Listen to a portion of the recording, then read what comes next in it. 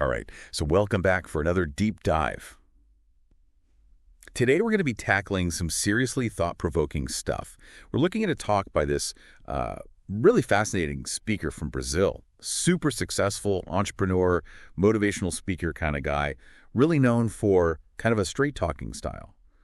Really interesting take on how to like turn fear into something positive. Yeah, I mean, I was really struck by how he like really goes beyond the typical self-help stuff and like really gets into like the nuts and bolts of what fear is, how it works, and then how to actually use it. Yeah, I mean, one of the things that I found really interesting right off the bat was this idea that there's no such thing as stability.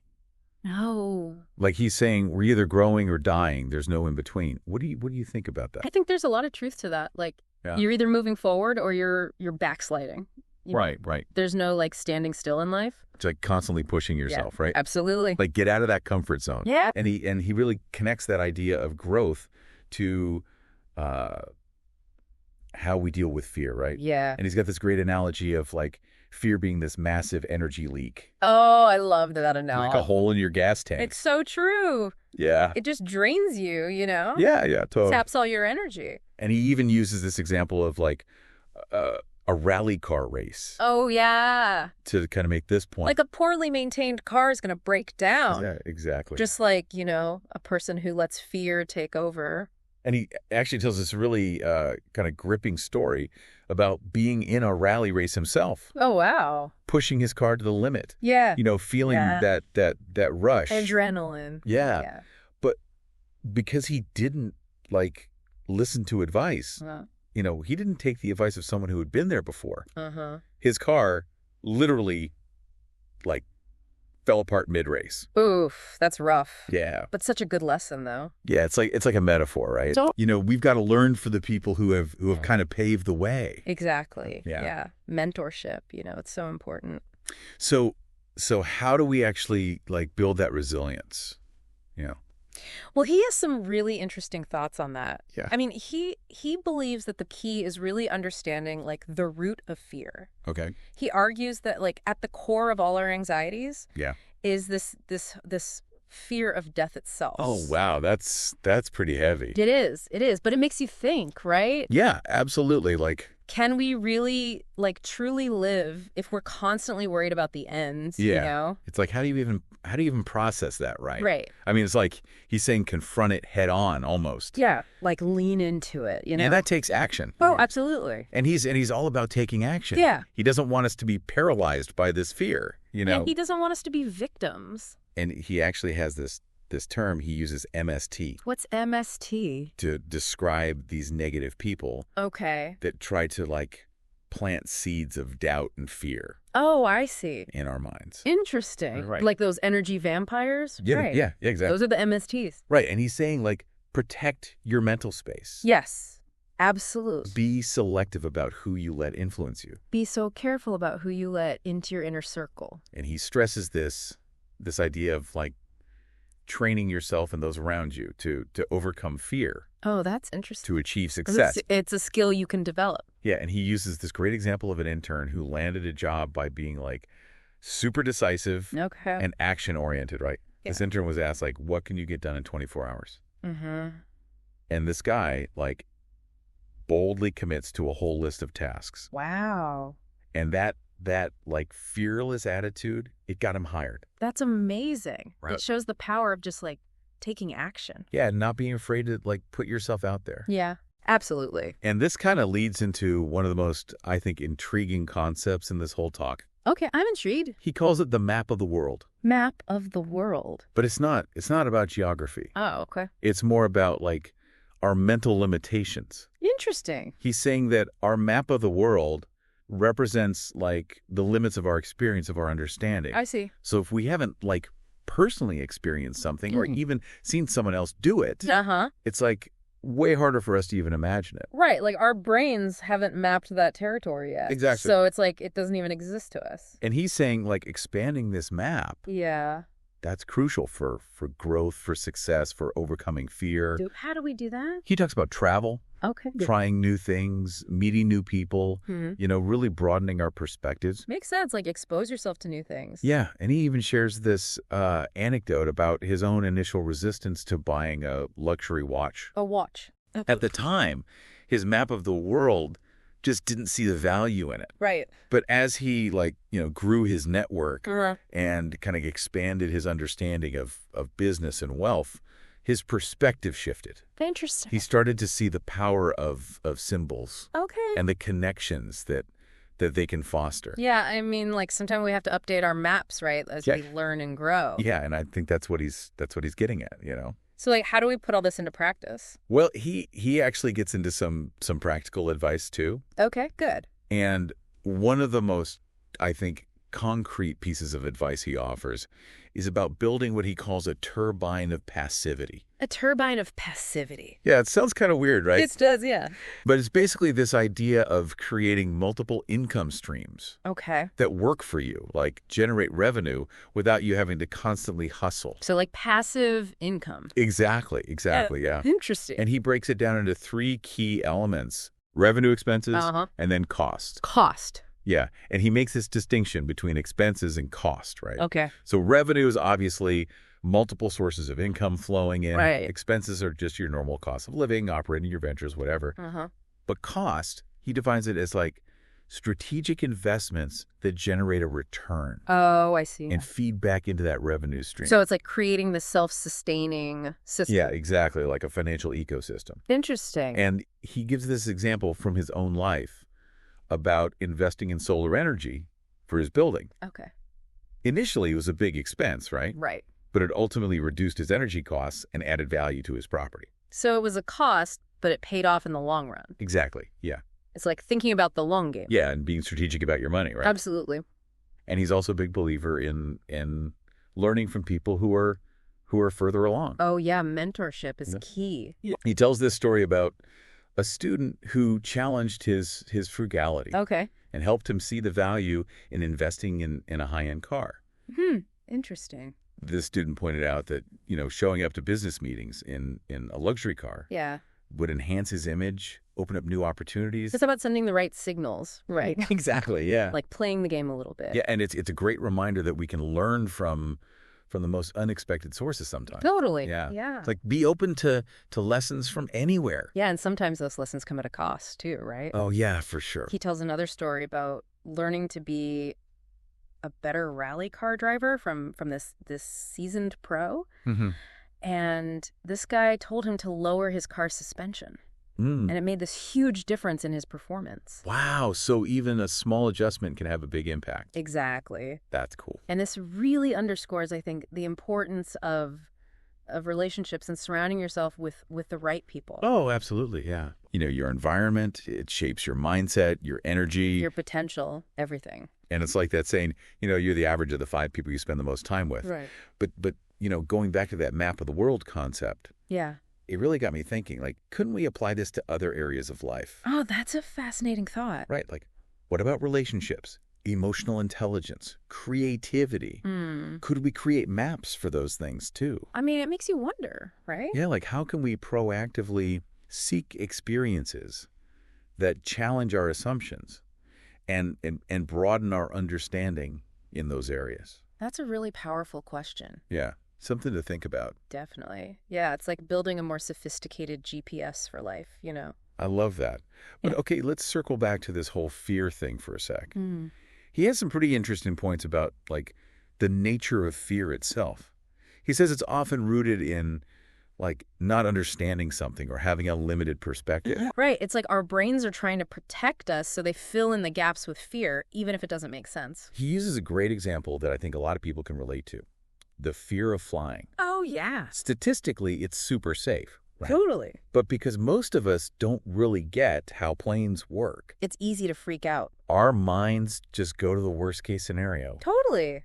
Our imaginations can run wild when we don't know what to expect. And he makes this really interesting point that fear can become a self-fulfilling prophecy. Oh, wow. Yeah. If you're convinced something bad is going to happen, you might act in ways that make it more likely. That's scary. He gave an example of people who are terrified of being robbed. Okay. Their fear makes them super vigilant, always looking over their shoulder, looking vulnerable. Right.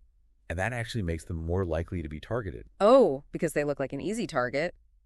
It's like they're sending out this signal, come rob me. Wow.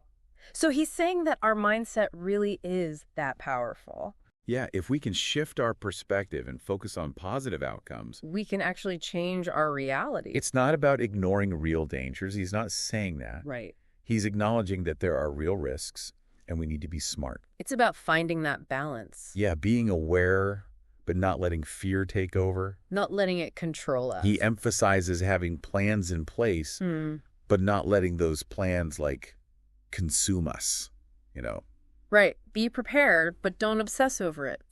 This reminds me of the Stoics. They used to practice negative visualization, I've heard of that. mentally preparing for setbacks. To build resilience. Exactly. Not dwelling on the negative, but being prepared. Yeah, that makes sense. So, like, what are some practical things we can do to overcome fear in our everyday lives? Well, he suggests breaking down those big, overwhelming fears into smaller steps. Okay, yeah, bite-sized pieces. That's like a classic therapy technique, right? Right. Instead of being totally overwhelmed, you identify the specific things that trigger that fear. And then you gradually expose yourself to those things, starting small. So, like, if someone's afraid of public speaking, Yeah, they could start by practicing in front of a mirror. exactly. Then maybe with a friend, then a small group. And eventually they can work up to bigger audiences. Yeah, I get it. Each step builds confidence. And he also encourages us to question the stories we tell ourselves about our fears. Oh, that's interesting. We often blow things out of proportion in our heads. Right, we create these narratives that make things seem worse than they are. It's where self-awareness is super important. Pay attention to your thoughts and ask yourself, is this even true? What evidence do I have? Exactly. And sometimes we realize there is no evidence. Our fears are just based on assumptions. He shares an example from his own life about how fear used to control his financial decisions. Oh, interesting. He was so scared of making a mistake that he didn't invest. He was playing it too safe. Yeah, fear disguised as prudence, Right. and it was holding him back. Until he challenged those fears. Exactly, which brings up another point. Fear can look like caution and prevent us from taking risks that could lead to success. That's a fine line, right? Like that saying, you miss 100% of the shots you don't take. But taking those shots can be scary. That's where his idea of momentum comes in. Momentum. He argues that taking action, even small steps, creates momentum that helps you overcome fear. Okay. He uses this analogy of pushing a heavy car. Okay. At first, it seems impossible. Right. It won't budge. But once you get it rolling, even a little bit, It becomes easier to keep it moving. yeah, you overcome that initial It's resistance. the inertia of fear. Exactly.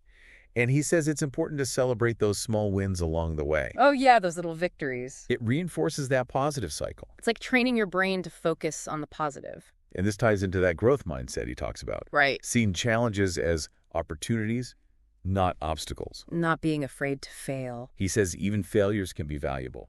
If you have the right attitude. So it's about reframing our whole relationship with fear. Okay, how do we do that? Instead of seeing it as this enemy, we can see it as a sign that we're growing, pushing our boundaries. I like that. It's a different way of looking at it. This reminds me of the concept of anti-fragility. Anti-fragility. It's the idea that some systems actually get stronger when they're stressed, Interesting.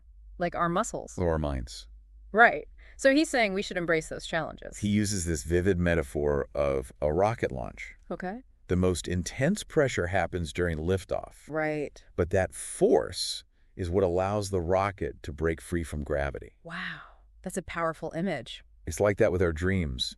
Those moments of intense pressure, that's where we break free and achieve amazing things. But all of that takes energy. Exactly. And he's very clear about managing your energy wisely. Avoiding things that drain you. Surround yourself with positive people, limit negativity, be mindful of what you eat and consume. It's a holistic approach. Mind, body, and spirit. If you want to beat fear and succeed, you have to take care of yourself. And he's a big advocate for setting boundaries. Oh, yeah, that's so important. Prioritizing your time and energy, saying no to things that don't align with your goals. Protecting your time for things that matter. And this connects back to his message about self-care. Yeah, it's all connected. He says taking care of your physical, emotional, and mental health is essential. It's not selfish, it's necessary. Exactly. If you want to show up fully in your life and go after your goals, You need to take care of yourself. he encourages us to prioritize sleep, exercise, healthy eating, things that bring us joy. Things that recharge us. And he even suggests incorporating mindfulness practices like meditation or gratitude journaling. To cultivate inner peace. These are all tools that can help us manage stress, reduce anxiety, and build resilience. And that brings us back to the turbine of passivity we talked about earlier. Oh yeah, the turbine. He argues that building a financial system that generates income without requiring constant effort frees you up to focus on other things. Things that bring you fulfillment and purpose. Yeah. He's not saying money is everything. No, not at all. It's about having the resources and the time to pursue your passions, contribute to your community. Make a positive impact. It's about aligning your financial goals with your values. And using your resources to create a life that's both prosperous and meaningful. A life of true abundance. I love that. It's about more than just money. It's about experiences, relationships, purpose. It makes me wonder, how can we apply this concept of financial freedom to other areas of life? That's a great question. Could we create turbines of passivity in our relationships, our health, our personal growth? That's a fascinating idea.